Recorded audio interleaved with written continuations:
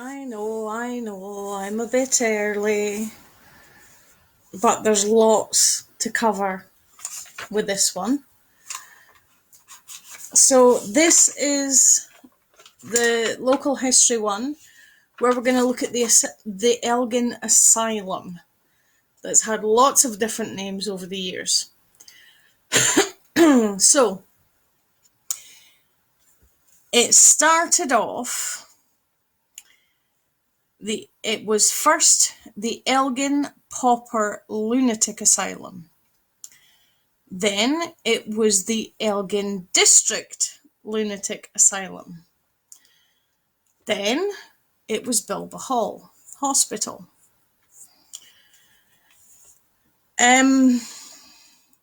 There is a wee intro, which you've probably seen if you've already watched the video about the registration of the mental patients from the time period, 1858.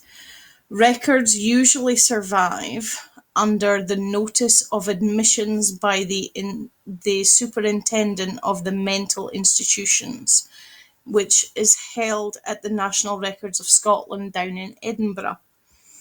The records are kept by that were kept by the institution are held in the NHS Grampian archives.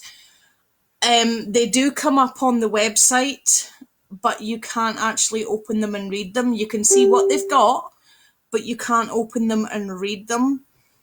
You have to write to them to get permission via email and whatnot. So I've just done what I can find now for today, but I have been digging through the online archive since like 10, 11 o'clock this morning.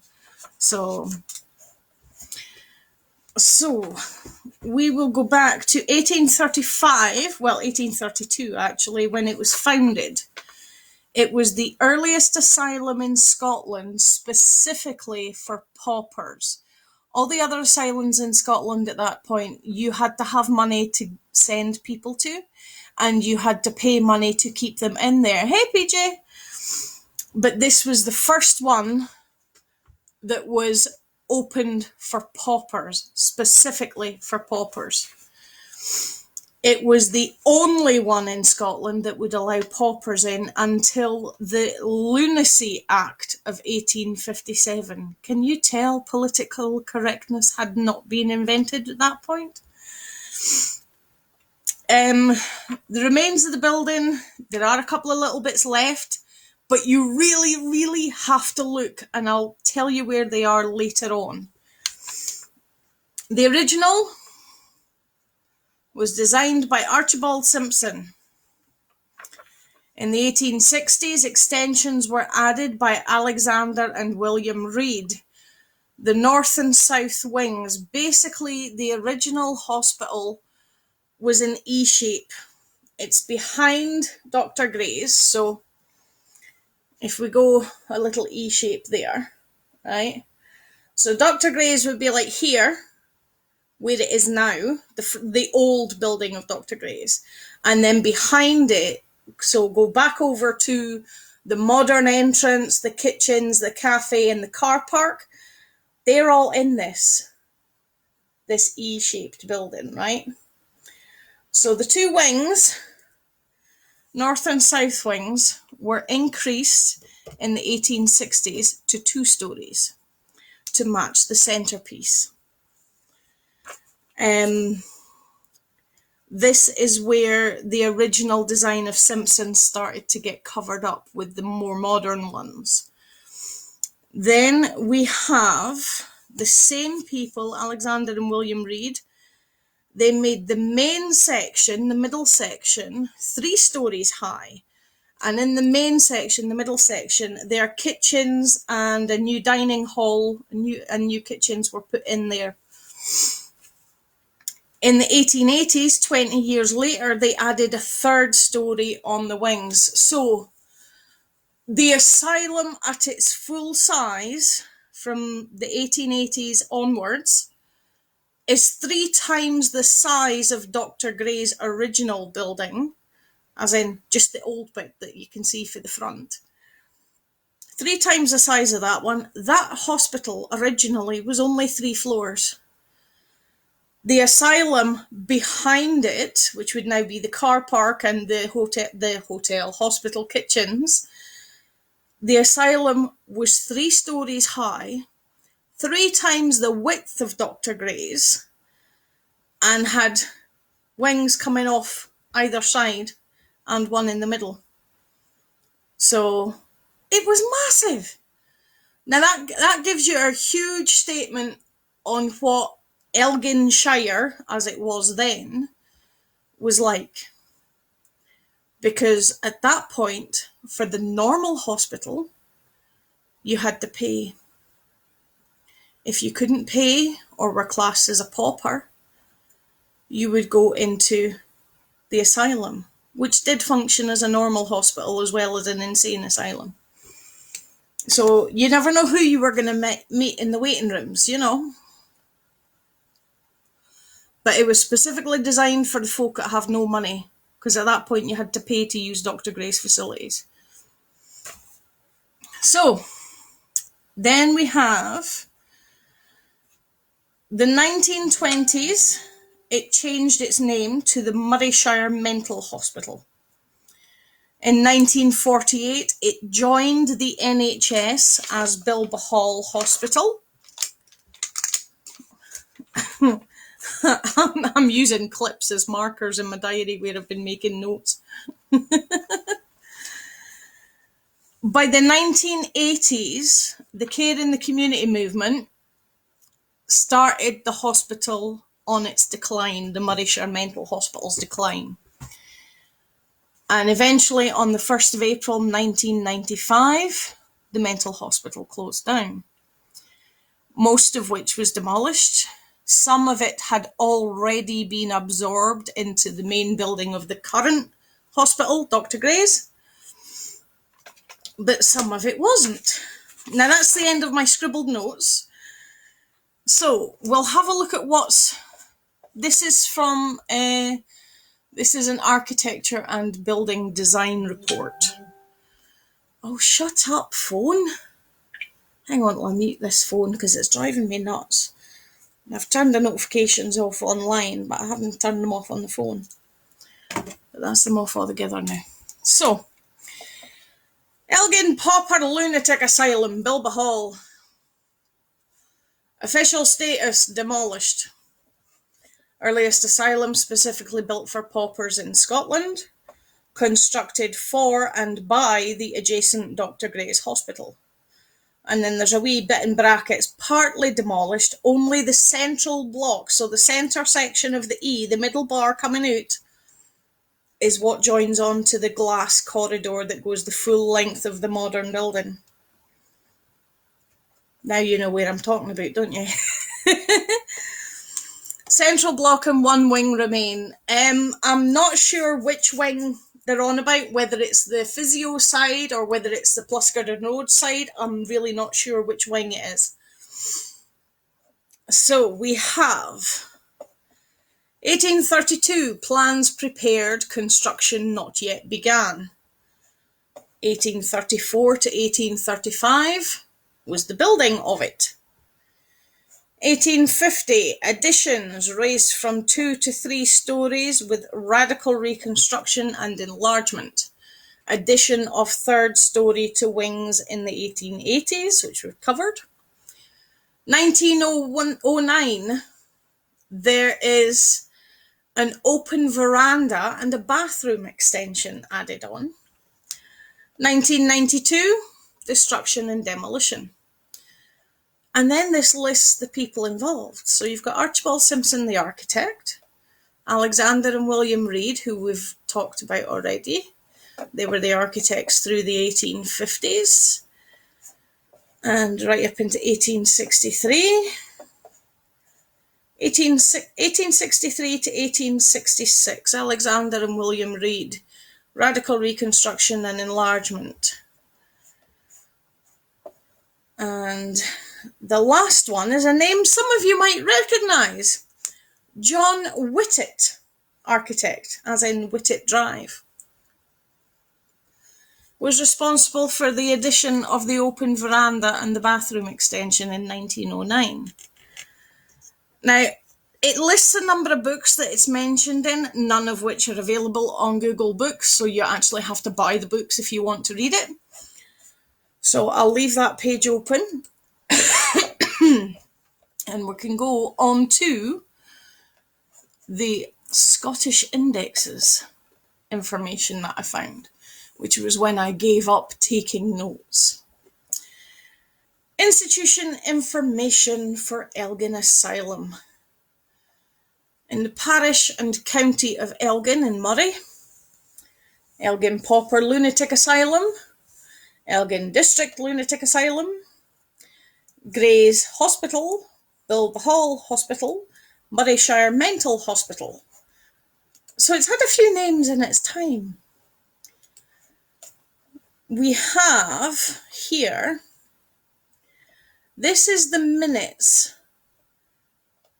No, it's not the minutes. This is the Royal Commission report from 1857. When they inspected the hospital in 1857, this is the report of their findings. And I actually found it quite interesting because it gives you all the surgeons and everybody. So this might get a little bit boring for you unless you're into the weird minutiae of how buildings ran and worked back then. But here we go. Text from 1857 Royal Commission report. Elgin Pauper Lunatic Asylum. Physician, Dr. John Paul. Surgeon, Dr. J. Axes Boss. With a name like Axes, as in A-X-E-S. I would not want a surgeon with that name. I don't care about you. Resident Medical Officer, Dr. J.W.N. Mackay, House Surgeon of Gray's Hospital. Object, origin, history, and date of opening. The want of an asylum for the treatment of pauper lunatics in the town and county of Elgin have been long felt.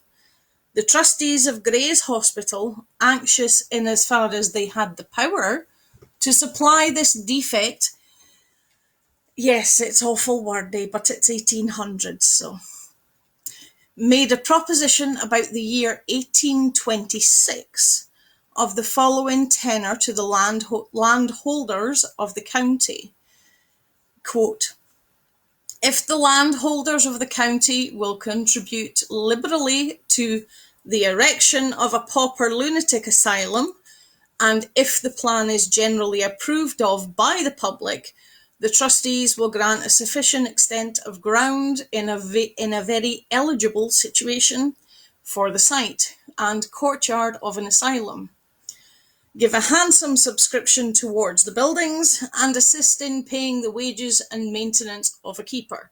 So basically they're asking Joe Public to put their hand in their pocket to help pay for this asylum that they were planning. That was back in 1826. I keep checking for messages because half the time it's not loading them. This proposal was laid before the heritors at a county meeting on the 18th of April 1830 and was referred by them to a committee, which on the 8th of June of the same year reported that after fully discussing the different points of inquiry, they were of opinion that in the event of the trustees of Gray's Hospital succeeding in raising such a fund by general subscription, as shall produce an interest equal to making a proper provision for ensuring a fitting establishment of superintendents and servants, to which subscription they trust the individual heritors will give furtherance. In other words, if you're going to give us the money to start with, we're trusting that you're going to keep giving us the money when we need it. The committee recommended to the county to agree to a voluntary assessment for the necessary buildings on the ground to be granted by Dr. Gray's trustees. This was to be at a future meeting. The recommendation of the committee was adopted, and the county agreed to a voluntary assessment of £642, 7¾ to defray the expense of the building. So Joe Public's going to pay 643 quid and 7¾ Mind, it's old money. It's worth a lot more than what it is now. To go against the expense of the building. On receiving a copy of this resolution, the trustees of Grace Hospital applied themselves diligently to obtain subscriptions to the charity at home and abroad. And over the course of 2 years, they were so successful as to feel themselves warranted to undertake the providing and paying a sufficient establishment of officers and servants for the asylum. Sounds like a real classy place that they were planning. To call upon the county gentlemen to proceed with the buildings, which were accordingly completed. The total amount raised by subscription was £1,639, 4 shillings and 10 pence. The original contract price of the building, get this, a building 3 times the size of Dr. Gray's, cost £825, 6 shillings and 6 pence. So they raised more than double the amount they needed to get. It shows you how prices have changed over the years, that you could have a building 3 times the size of the old part of Dr. Gray's for 826 quid. The asylum was finally opened in the year 1835. In the year 1850, the buildings having been found too limited for the accommodation of the increased number of patients, an additional storey was added to the house, which, with other improvements, cost another £825, 14 shillings and 3 Besides these extensions, additions have been from time to time made to the asylum buildings. You can see why I stopped taking notes when I got to this article. The total cost for these additions, which may now be estimated at £1,700. So the additions have already cost 3 times the amount the original building cost. Constitution, government and management. From the obligations undertaken by the trustees of Grace Hospital, they, with the gentlemen annually elected by the Commissioners of Supply, are permanent directors of the charity. They have the power of investing and drawing the interest of the money subscribed for the maintenance of the establishment, satisfying the public by vouchers produced at the meetings that the funds are in safe hands.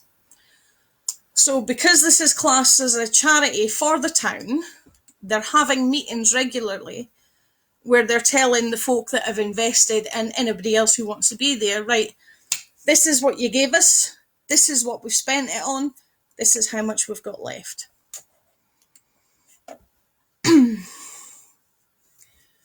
Where are we? Yes. Quantity and appropriation of land. The extent of the grounds belonging to the asylum is about 1 acre, occupied as airing courts and garden. The directors, however, rent a field of 11 acres adjoining the asylum for the employment of the patients. Now, there's a bit I will jump in there. So those who were considered safe to mix with others, men particularly, would be put to work in the field. So, trained up as farmers, basically. That is a theme that ran right the way through up into the early 1900s. A lot of people hear Bilbohall Hospital, as did I, and think Bilbohall Farm, down at the far end of town. Bilbohall Farm was used as an outpatients place for the psych department for a wee while. And Somebody's forgotten what time it is and decided to phone me. It was used as an outpatients for Bilbohall Farm, but before that, back in the 1800s, when they had so many patients, there was too many to work that 11-acre field beside the hospital. Bilbohall Farm, which was still a farm at that point, was helped out by the patients who were considered safe to go out into the world and walk to a distance to go to work. And they would have worked on Bilbohall Farm. That's where the confusion comes in, because the farmhouse that was extended became the psych outpatients during the 70s and 80s, 1970s and 80s. But the farm that was there was used as basically a work program for those who were considered safe enough to be out and about with people. Amount and description of accommodation for patients of the several classes and respective sexes, because remember it's 1800s, so the men are kept away from the women and vice versa.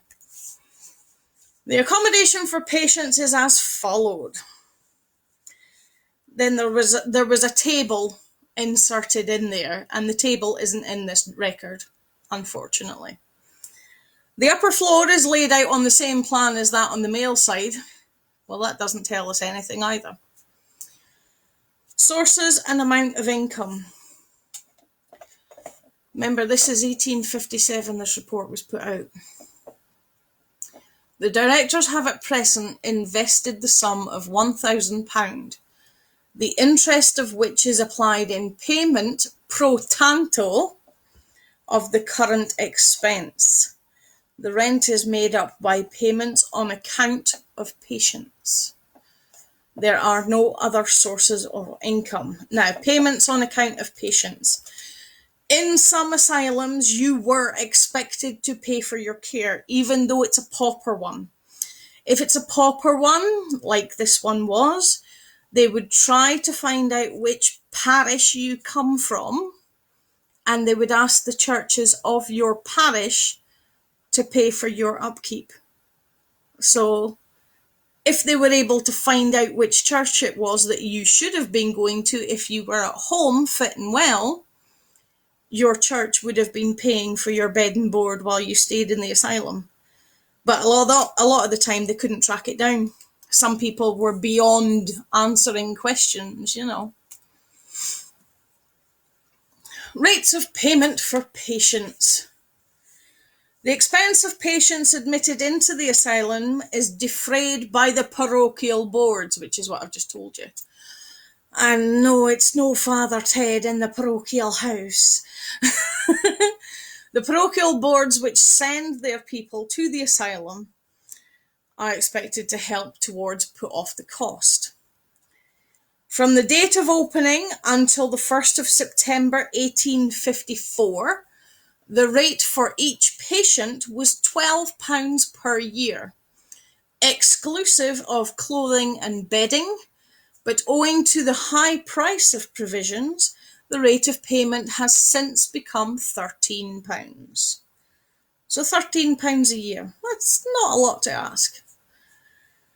The directors are enabled to carry on the establishment at this low rate, partly from the assistance they derive from interest in the invested money, and partly from Dr. Gray's trustees paying the medical officers of the institution. Medical and other officers, attendance and establishment with salaries, wages and allowance. I would love to know how this compares to the current wages. The house surgeon receives £40 per year with free board and free laundry. The first non-resident medical officer gets £50 a year because he's got to pay his rent for his house. The second non-resident medical officer, try reading this out when you're drunk. I tell you, it'd be really difficult. It's bad enough as it is. So the second non-resident medical officer gets £40 per year. The house attendant and matron get £36 and certain privileges, but it doesn't tell you what they were.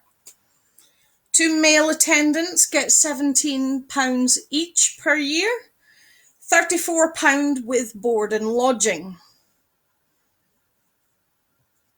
2 female attendants. Here's where you see the difference in the wages between then and now.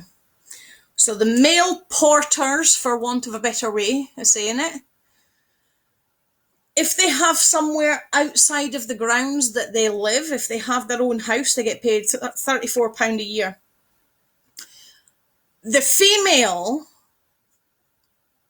orderlies or porters or whatever, if they have their own house elsewhere that they have to pay rent for, they get paid £12 a year.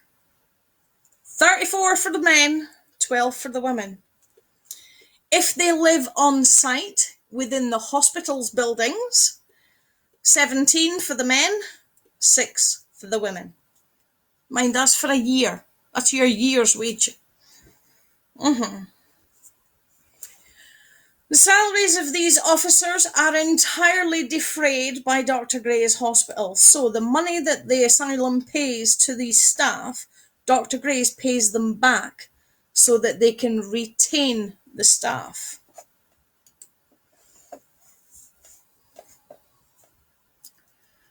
The buildings having been greatly enlarged about 4 years ago, the directors do not contemplate any immediate additions, but they have repeatedly had under their consideration the subject of enlarging and multiplying the airing courts.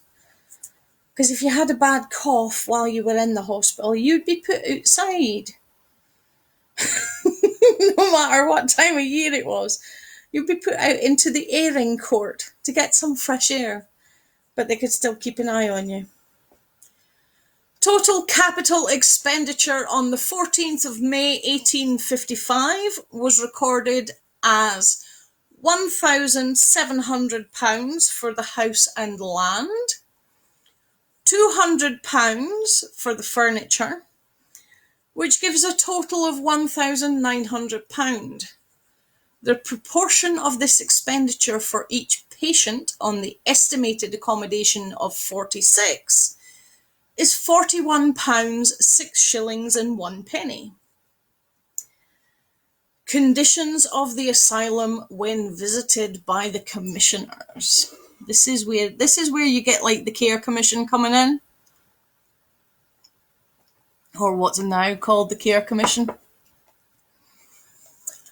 This is there, but the asylum is well situated near Dr. Gray's hospital and within a short distance of the town of Elgin. So remember, it's outside of the town because the town hasn't grown up yet.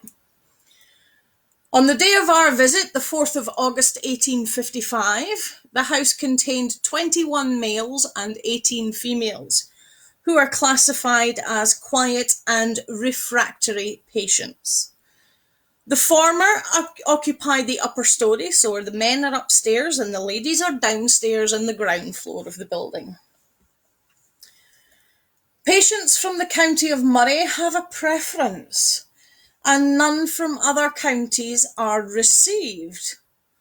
So that's interesting. So if you bed in Aberdeenshire, you wouldn't be let in. Or if you bed the other side of Forest, you wouldn't get in either. Until all from Shire have been accommodated, no other patients are admitted except through the application of the inspectors of the poor, even although they may not be actually paupers. When they are such, the friends of the patient repay the inspector the cost of maintenance.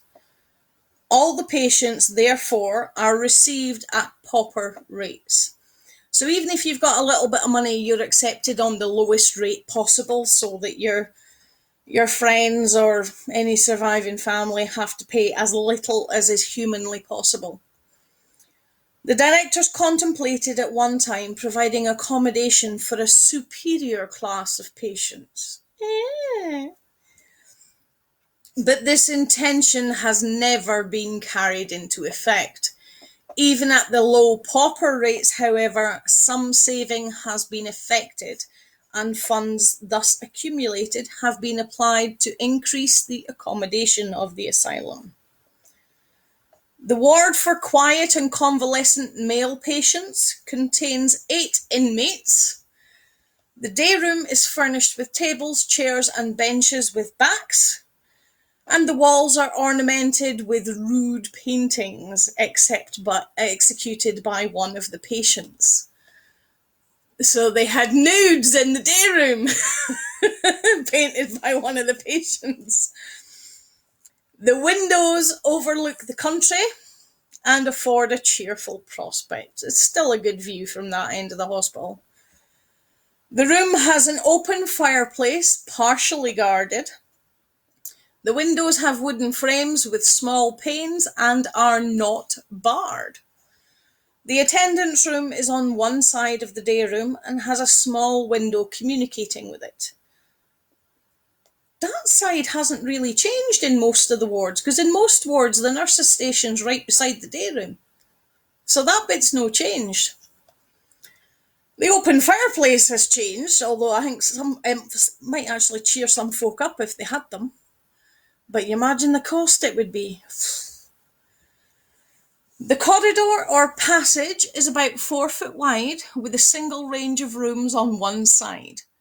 On the other side, it overlooks the country. The single rooms are very imperfectly ventilated and are not heated in any way. Chilly. The shutters are all closed at night, so that although the windows are frequently left open with the view of admitting fresh air, none can enter. In other words, they've got shutters so you can't climb through the window. An attempt was at one time made to introduce warm air, but the apparatus did not work satisfactorily and it is now never used. In winter, flasks filled with hot water are placed in the beds of the weakly patients. Oh, you get a wee hottie if you're poorly. The bedsteads are made of wood, the bedding of chaff. See, even in hospital, your mattress was straw. The beds have each only one sheet, but on the whole, they appear to be tolerably comfortable. That doesn't sound great. At present, only 4 patients sleep in the dormitory, but it is intended for 8. In a corner of the seat of the water closet is a leaden basin, which serves as washing accommodation for all the patients in the ward. So, in the corner of the lavvy, there's a lead bowl for you to get washed with, for everybody in the ward to use. Doesn't bear thinking about nowadays, does it? The day room of the convalescence ward is used also as the chapel. The precentor of the established church officiating as chaplain. He receives a salary of £7 per annum. He attends on Sunday for an hour in the morning and another hour in the afternoon. He reads a chapter of the Bible, of which he gives an explanation, and sings 2 psalms. Both males and females are present. The female convalescent ward is laid out in exactly the same way as that on the male side. The day room contains a table and some chairs, but is less cheerful than the men's day room. 4 patients were occupied, 2 in mending blankets. Oh yeah, 2 of them were mending blankets. 1 was spinning and another was carding wool. You couldn't do that now. You wouldn't be allowed in, would you? The single rooms, dormitory, water closet, and means of washing are similar to those on the male side. Neither of the convalescent wards have any entrance except through their respective day rooms, so you have to pass through the day room to get into one of the wards. The refractory wards are larger and contain more sleeping accommodation. In the female division, there were 11 patients. The day room contains 2 benches with backs and a table. There is an open fireplace, strongly guarded. The window looks into the airing court. In the recess of the window is a single basin, which serves as washing accommodation for all of the patients in the ward.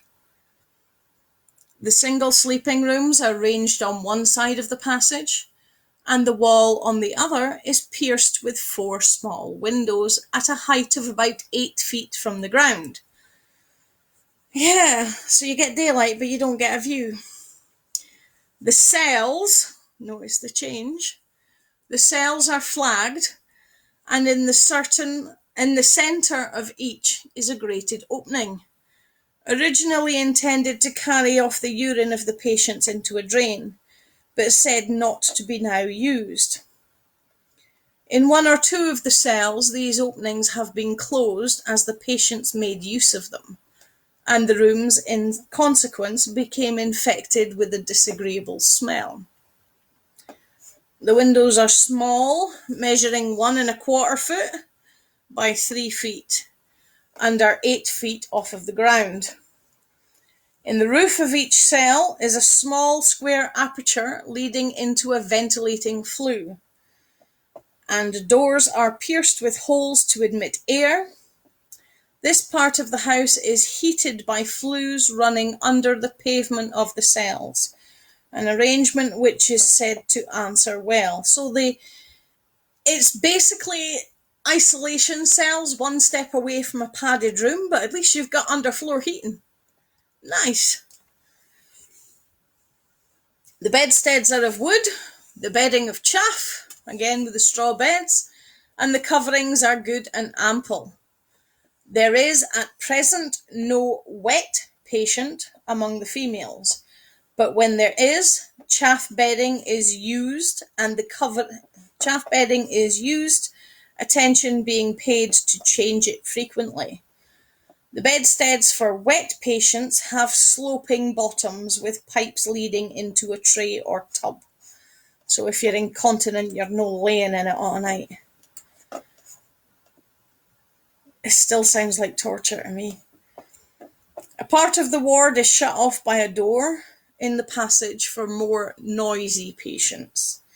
It contains 2 rooms lined with wood, a padded room, and a dormitory which has an open fireplace. The walls of the dormitory were damp. There was no patient in seclusion. I should hope not if it's a damp room. The general effect produced by this ward is dreary and depressing. The only window accessible to the patients is that of the day room, which looks into the airing court. There is no water closet indoors. The joys! The airing court, which serves for both the quiet and refractory patients, is about 20 yards long and 14 yards broad. It is surrounded by buildings and high walls and affords no prospect. So that ward really does feel like a jail. But that's for the noisy patients. Refractory is the people who are potentially broken-minded, would be the nicest way I can describe it now. The male refractory ward is laid out nearly in the same way as that of the females, and the furniture and fittings are of a similar description. The rooms for single patients are like those on the female side, but are even more gloomy, owing to the roof of a covered walkway in the airing court. That sounds like the bit where you pass under the corridor for Ward 4, but it's not. It sounded like it, but it's not. The roof of a covered walk in the airing court, partially intercepting the light. 1 larger cell contains 2 beds, and there is a dormitory containing 8 beds, which is very gloomy and cheerless from the high position of the windows. So again, the windows are 8 foot off the floor. In the middle of the floor, it has the usual grated opening. There is no water closet or necessary within doors in this ward either. The airing court has a covered walk with a seat. It measures about 25 yards long and 20 yards broad, and is gloomy from being completely shut in by buildings and high walls. Some patients, both on the male and female side, have not been beyond the airing courts for years. There is a bath on both sides in the lower wards. That for the males has only borrowed light from the passage. The patients are bathed once a week. The shower bath is also occasionally used, but not without medical sanction. The chief occupation for the male patients is agricultural labour in the adjacent field, because they hadn't taken over Bilbohall farm yet. The workers have a separate day room in which they take their meals, and there is a third small airing court, laid out as a flower garden, of which they have the separate use. It measures about 15 yards long and 12 yards broad. About 9 males are employed in the fields, and 3 females do light field work. The females, however, are mostly occupied in the laundry and washing house, and in sewing, spinning, etc. In winter, when field labour is interrupted, the patients make mats and things. The means of amusement are very scanty, and the supply of books very small. The precentor attends for an hour every Wednesday for the purpose of playing the violin and singing with the patients, but except some small festivity at Christmas, they have no special meetings within the asylum, nor do they ever make excursions into the country. The provision for clothes washing is bad, and there is only one small room that serves both for laundry and wash house, but it is intended to provide better accommodation. There were no patients in the sick room. The patients appear to be sufficiently fed and clothed. The workers have bread and beer at 12 o'clock as an additional meal. Mechanical restraint is in occasional use. So every so often they have to tie up a patient. This actually makes me angry reading all this, but never mind, it doesn't happen anymore. The sheriff visits the house regularly, accompanied by Dr. Paul, who is one of the non-resident medical officers of the asylum, as the medical inspector. The only books kept are the register for patients and the private casebook of the surgeon. The instances of restraint are recorded in the casebook of the surgeon, which is never, ever submitted to the sheriff. That's interesting. So they never actually let the lawmen know how many times patients have been tied up, how many times they've needed to be tied up, what they did that made it necessary to tie them up. The chief faults of construction in this house consist in the gloomy nature of the refractory wards, the small size and confined character of the airing courts. There's a great deficiency of the means of recreation, and in a smaller degree of those of occupation. The means for washing and personal cleanliness are very scanty. On the whole, however, considering the defective accommodation, the patients are well cared for.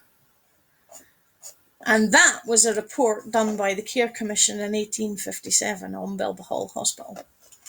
Now I'm going to tell you about one guy that I found when I was doing the research for this. Genealogy forum popped up, and somebody was looking for information on a member of their family. Excuse me. With the information that they found, I can tell you about this particular man. His name was John Smith. I've got to get my calculator out and figure out when he went in there.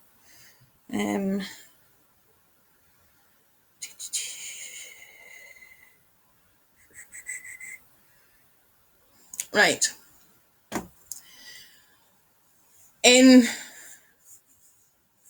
Oh no, that's wrong. Hang on.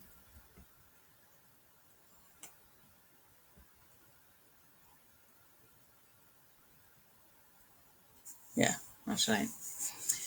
In 1869, there was a 9-year-old boy put into Bilbohall Asylum with a diagnosis of melancholy. So he had depression.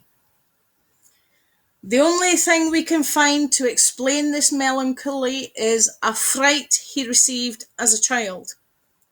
He's 9-year-old. He's still a child. That's all there is on his medical side. The lady was waiting to hear back more, but that's what she found. So, 1869, he's 9 years old. He's just gone into the asylum. He spent his entire life in there. He was never let out, sent out, gotten out by family members. His brothers were all Navy and Army captains, high-ranking, highly awarded military men. His sister married a very rich man. So the rest of the family became rather elevated, while poor John was left in the asylum for his entire life. On the 12th of April 1919, John Smith finally left Bilbohall Asylum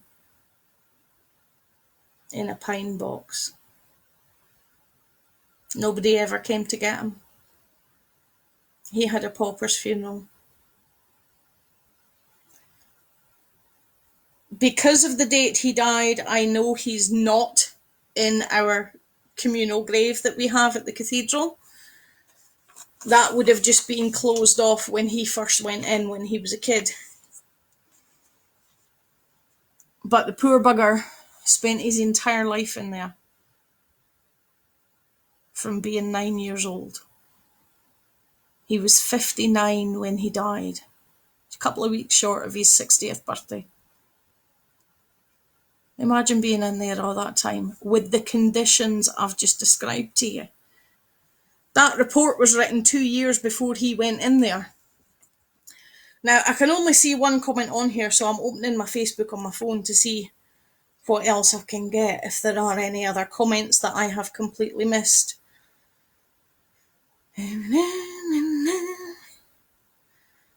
But a lot of the other bits that I thought I was going to get decent info on were just dead ends. It was like, oh, you have to email and get permission. So you've got to email in and get permission, so on and so forth. Well, there is only 2 comments. Wow, that's unusual for our year. And even with all that, we still have... Yeah, because I've done that one too. We've still got 11 minutes left, so has anybody got any random questions or ideas for other places to cover or anything like that?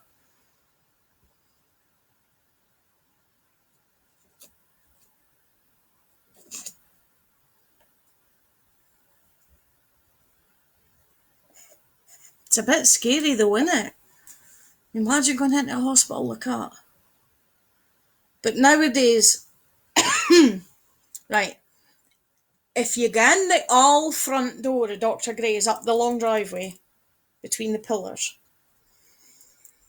get in that old front door, and you get part way, and then you have to go slightly to your right and then slightly to your left, and eventually you join the great long glass corridor that leads to the new block.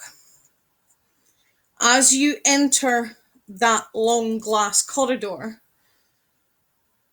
you're basically crossing the courtyard of the hospital and going into the asylum. Now, spooky wise, weirdy wise, it's always confused me how the modern bit of the hospital is creepier than the old bit. Now I know why. Bits of the old asylum, right. Because it's mainly the centre of the letter E, so it's this bit here that's left. Remember the bit that used to be casualty 30 years ago or so? When you're looking at the pillars at the front, the wee sticky bit on the right hand side,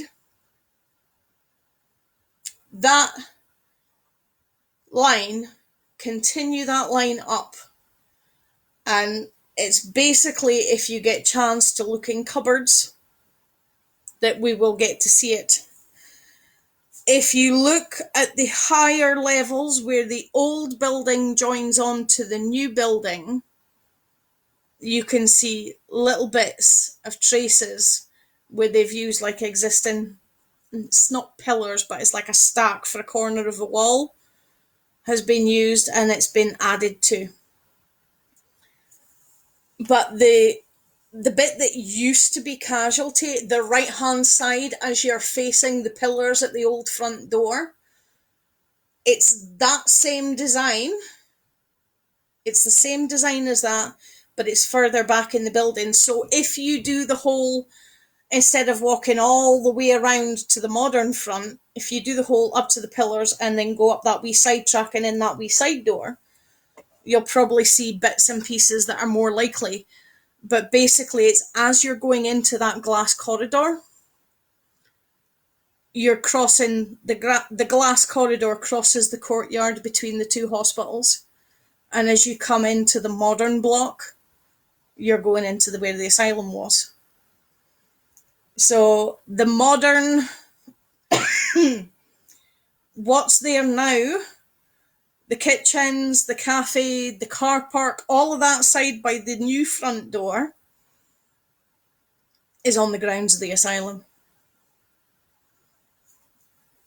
So there's very, very little left, and it is literally, if somebody's got a cupboard open and you can hear a nose, it can hear there's a few walk-in cupboards hidden in the corridors and stuff. It's the only place I can think of where you will actually see them, but the building was done in such a way that the design blended well with the existing Dr. Gray's. And then when they demolished most of the other one, that was it. It was gone. But there is bits, because by the late 80s, when you go in the front door through the wee rabbit warren in the corridors, and you got to the old outpatients waiting room for like the, if you had to go to the orthodontist and the old diabetes group in the 80s and 90s, in that big waiting room, which is now really, really small compared to the waiting rooms they've got up there now. As you come out of that room and went into the bit where the doctor's rooms were, that was stepping from the old building into the courtyard as well.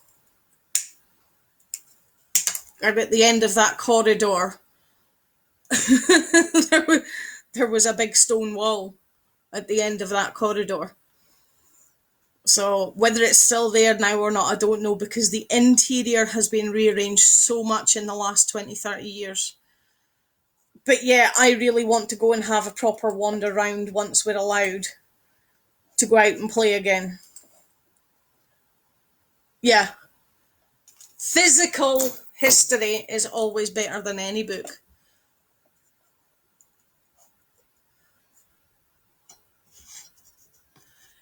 Yes.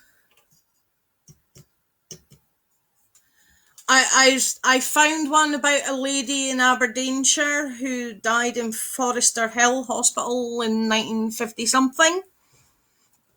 She was 86 and nobody could remember why she'd been put in what used to be the asylum.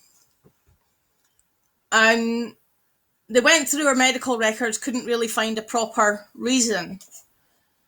So they started asking through the family history, through the family itself.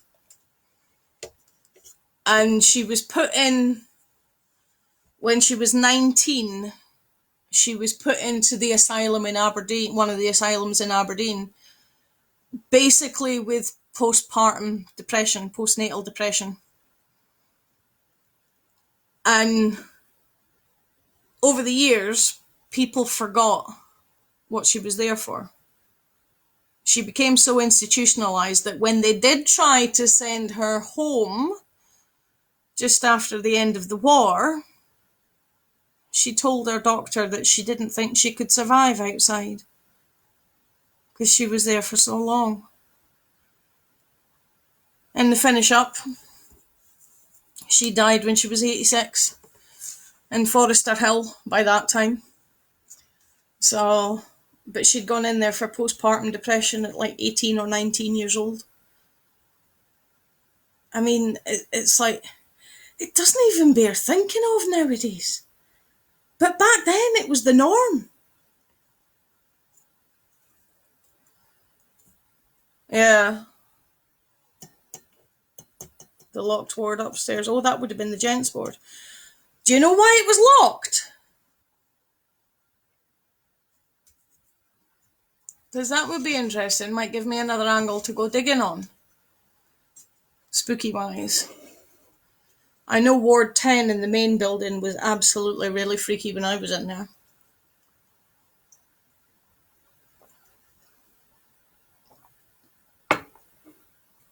No, I don't mention this in the tours because the only tour I do anywhere up there is when we do the West End, the Royal Tour.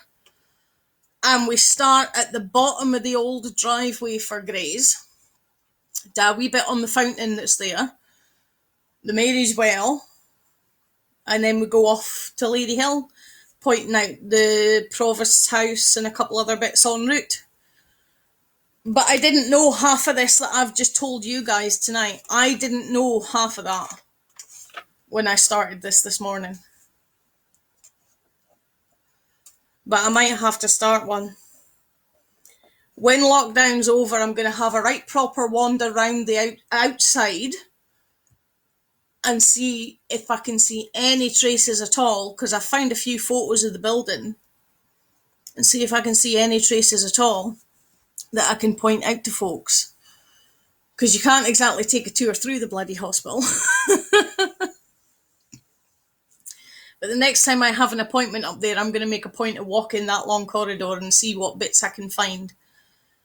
Because sometimes it's just in the difference of the height of the ceiling in the corridor. Like, you might start off with the ceiling being 8 foot high and then all of a sudden it's 15 foot high. That's going to be your biggest clue to switching from the old bit to the new bit. And vice versa.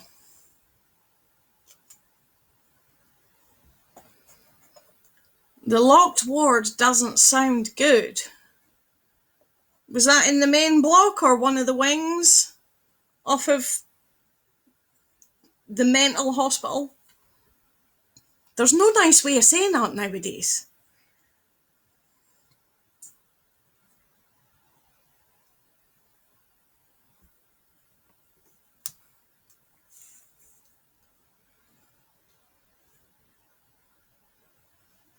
But I mean, 1832, when this place was founded, that list of possible reasons for getting admitted to the asylum that I posted a few months ago would have been enforced then. So any woman who read more than 3 novels per year or said no to their husband twice in a month could also be shut away in the asylum.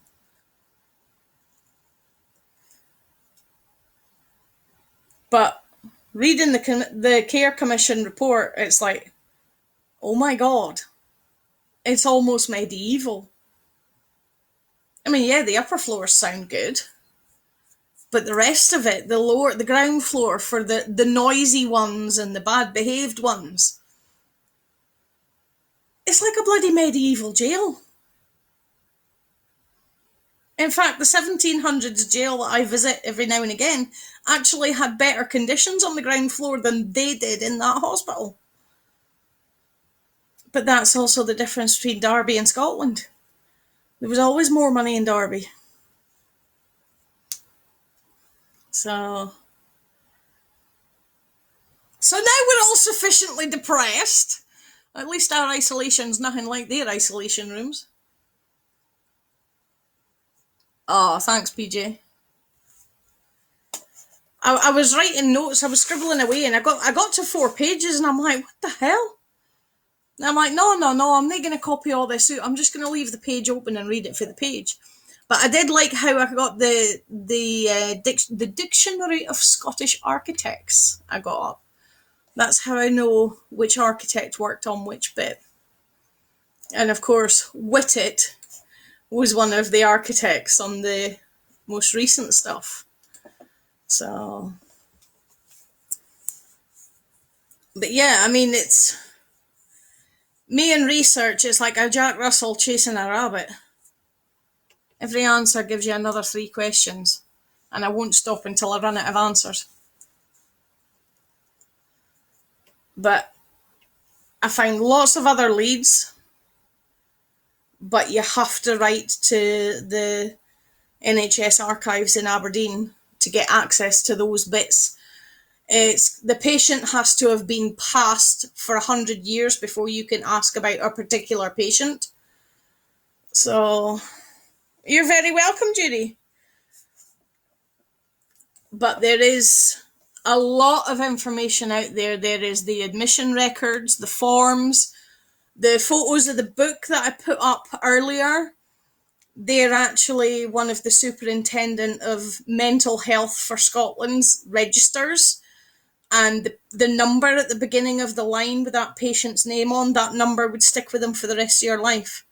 So they might be patient number 2000 and something, but if they come back in later life and everybody else is like patient 700 and something, you'll see this 2000 and something in the middle so that they can refer to the previous records. So not quite an NHS number, but that would have been the beginnings of us all having a different NHS number now, which is the number that's on your forms, on your prescriptions and stuff. So it really is cool, but it might depress you a bit when you start thinking about what these folk went through, but at least we all have indoor plumbing now, and our beds aren't made of straw. Woohoo! So I will see you in a couple of days with whatever's next on the list. I haven't actually looked. I need to write this list down somewhere. But I will see you in a couple of days for whatever's on the list, and I'll see the people of the White Witch page tomorrow for random chat and catch up. We'll see you later. Whatever you're doing for the rest of tonight, have fun, be good, follow the rules, and take care of you and yours. Night night.